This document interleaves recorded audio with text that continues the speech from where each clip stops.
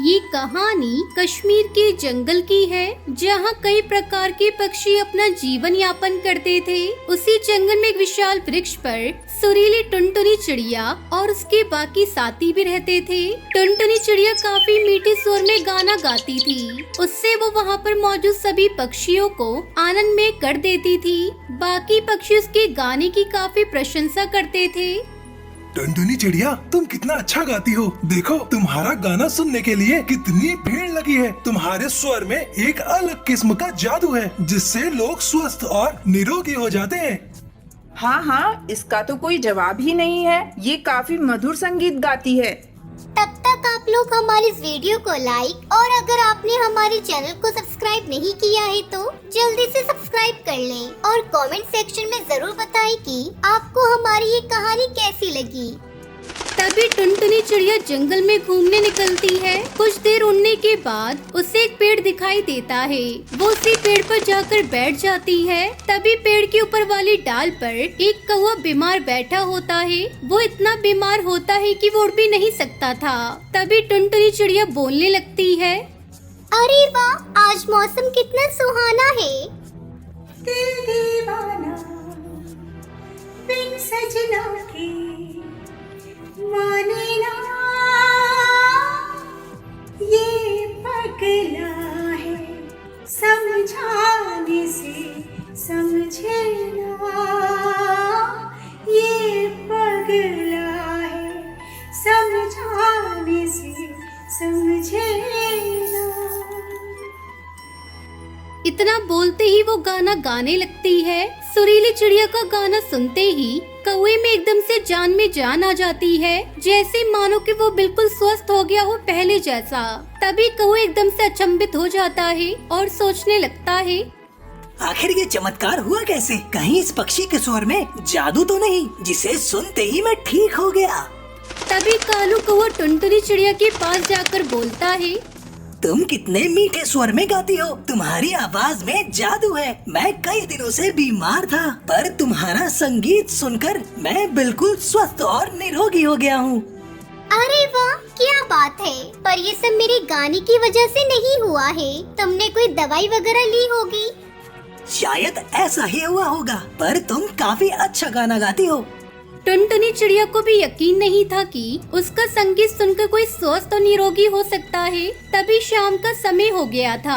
टूनी चिड़िया आसमान में उड़ रही थी। अचानक से बाज ने चिड़िया पर आक्रमण कर उसके पैर टूट गए, जिससे वो एक पेड़ के नीचे आ गिरी। उसी पेड़ पर टुनटुनी चिड़िया बैठकर सुरीली आवाज में गाना गा रही थी। दिल दीवाना बिन सजना के माने ना,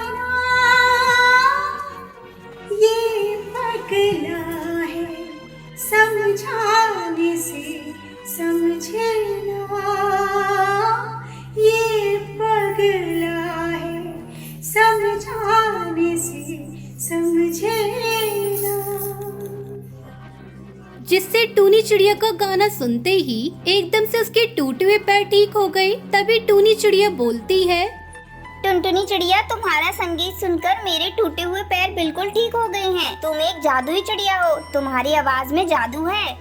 मुझे नहीं पता था कि मैं जादुई चिड़िया हूँ, पर एक बार की बात है, कालू कौवा मेरा संगीत सुनकर स्वस्थ और निरोगी हो गया था। पर तब मुझे यकीन नहीं हुआ था मुझ में एक जादुई शक्तियाँ हैं।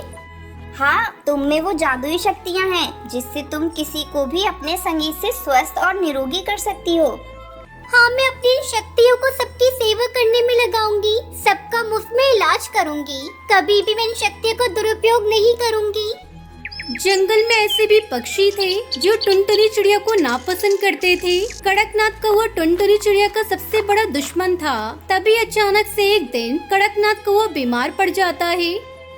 अरे भाई, मैंने सुना है कि तुम बीमार लोगों का इलाज करती हो अपने सुरीले गानों से। तो मुझे भी अपना सुरीला गाना सुनाकर स्वस्थ और निरोगी बना दो।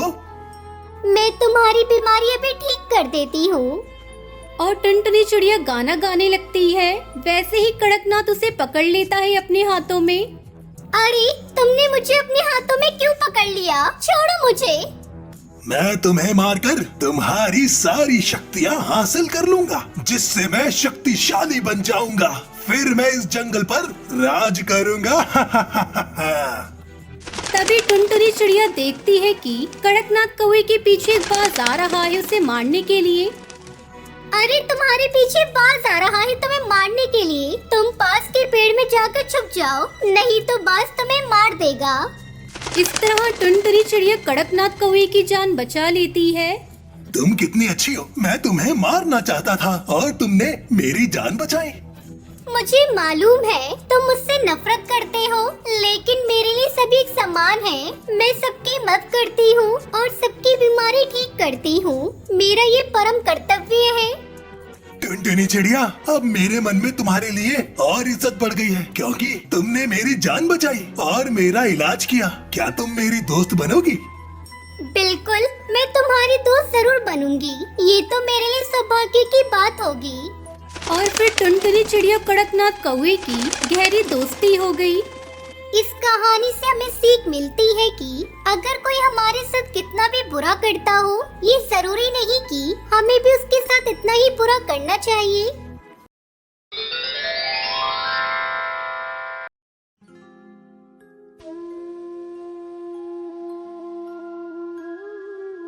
हिमालय के जंगल में टुनटुनी चिड़िया अपनी बेटी सुनहरी के साथ रहती थी।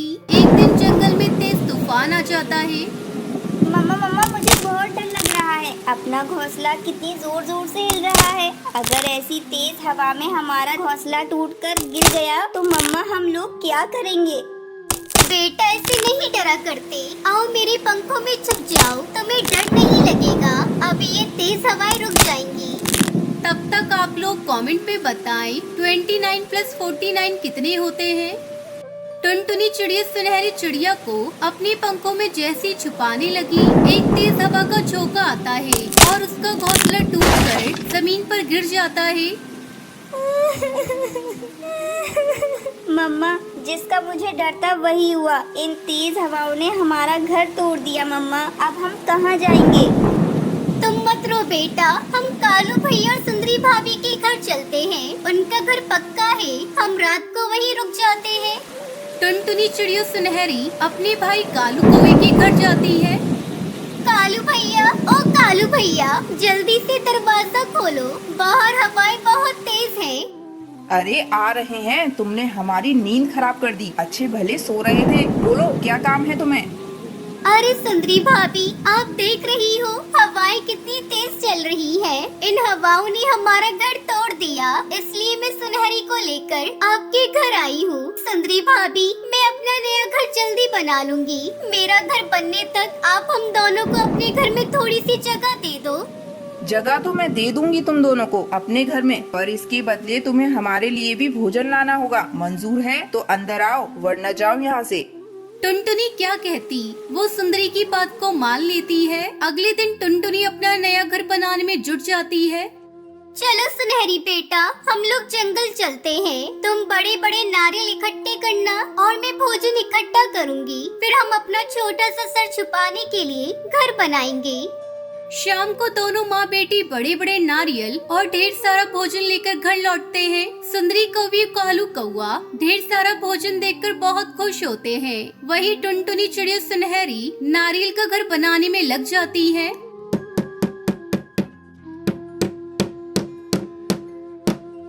मम्मा देखो, अपना नारियल का घर कितना मजबूत और सुंदर बना है।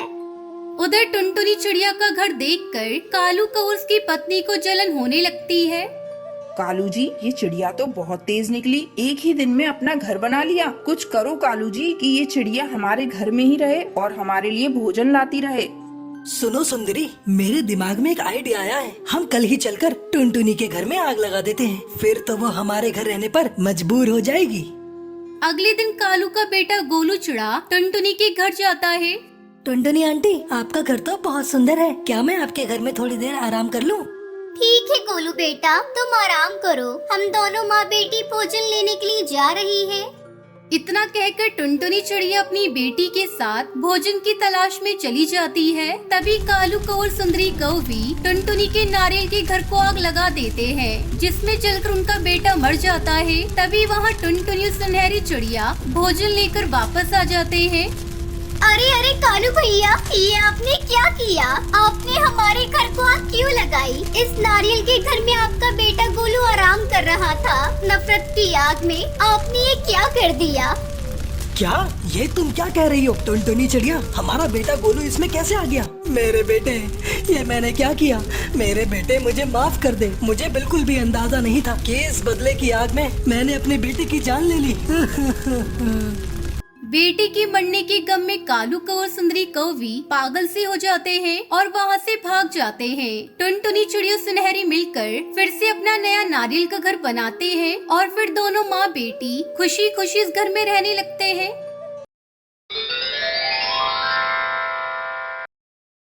सुंदरवन के जंगल में बंटी कबूतर अपनी पत्नी टुनटुनी चिड़िया के साथ रहता था।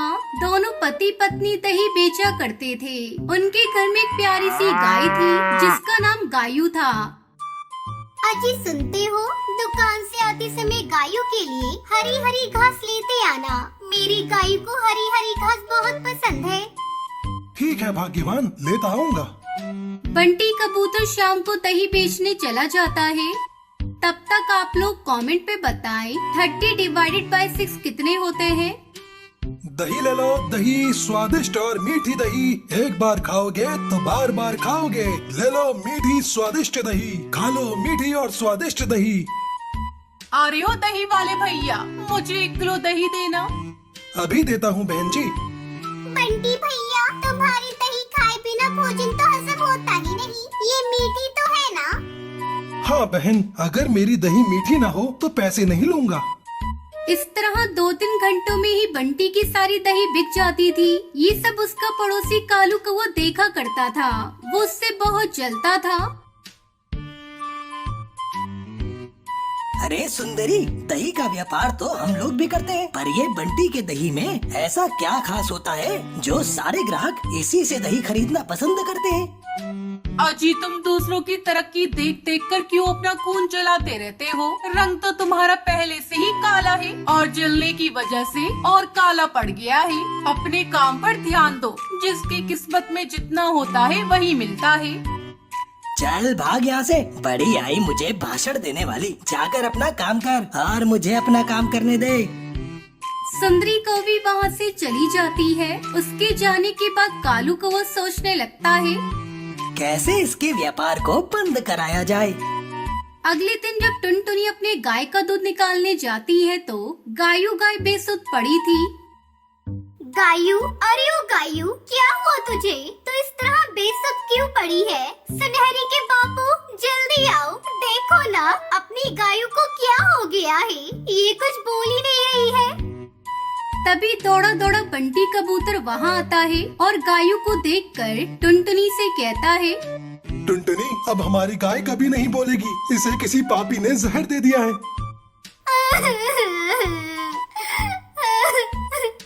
हे भगवान, ये क्या नष्ट हो गया? मेरी गायू से किसकी क्या दुश्मनी थी? गायू को मारने के बदले वो मुझे मार देता। दोनों पति पत्नी रोते हुए गायू को अपने घर के पिछवाड़े मिट्टी में दबा देते हैं। अब क्या होगा सुनहरी के बापू? घर कैसे चलेगा? हमारे पास तो इतने पैसे भी नहीं है कि हम दूसरी गाय खरीद सके।